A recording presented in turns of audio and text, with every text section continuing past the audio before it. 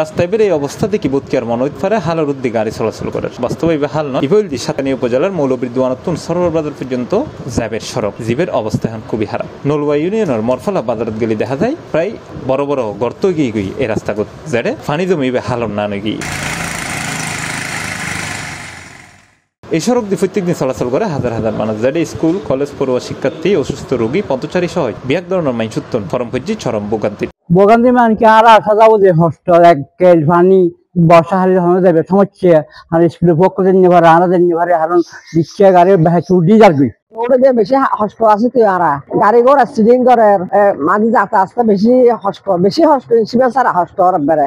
মূলত অতিবৃষ্টি পানি দেবের হন ড্রেনেজ ব্যবস্থা নতা হন এবং দীর্ঘদিন ধরে বরাদ্দ হাস বন্ধ রাখনে এই ধরনের ভোগান্তির ফরমপজ্জি বলে জানাই স্থানীয় ব্যবসায়ী ও পথারীয়। অনেক দিন হতে এই রাস্তার নদী আর হস্টপের জনসাধারণ হস্তফার স্টুডেন্ট হস্তফার মেট্রিক ভাবে স্কুল লেখাপড়া করতে স্কুলের জন্য হারের এবং রাস্তাঘাটে বাজারে তাই হারের মানুষ আর মরফলাবাসী এবং বাজারের পক্ষতুন অনুরোধ জানাই এই যে রাস্তা তাড়াতাড়ি যেন দ্রুত শুরু করে দেয়। পানির হস্ট আছে রাতে বেশি হস্ট আছে গাড়ি গোড়া চালক ও পথচারীরা জানায় এই রাস্তা চলাচল করা সিএনজি অটো রিক্সা এই বড় বড় গর্ত ফুরি বোধ সময় উল্লি দেয় বোধ হতাহতর ঘটনা বুঝছি। আজ বেশি দিন যদি এই গর্ত গিয়ে সিএনজি হন অটো রিক্সা হন বেগিং উল্টে যাবে আমার গাড়ি চলাতে বেশি কষ্ট হয়। লোড ভাঙ্গা মানে গাড়ি উল্টে যেতে পানি হারানো মানে আর গাড়ি চালানো পারি গাড়ি ঘোড়া চালাই না হারে লোড ভাঙ্গা গাড়ির মানে ডেলে 2-3 দিন উল্টে যাবে। এইসব বিষয়ে জানতেও সাতকানিয়া উপজেলা প্রকৌশলী সবুজ কুমার দেড় ফোন হতাহরি তিনি মুঠোফোনে জানাই খুব শীঘ্রই এই রাস্তাঘাট বন্ধ থাকা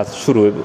হ্যাঁ, এটা আমাদের আইডিভুক্ত আছে এবং এটা একটা কন্ট্রাক্ট চলমান আছে। তো এটা এখন ওখানে মশলা বাজার যে অবস্থাটা আছে এটা আসলে পানি যাওয়ার জায়গা নাই কোনো দিকেই। তো আমাদের ওই অংশে আরসিসি কনসিডার করা আছে আর কি।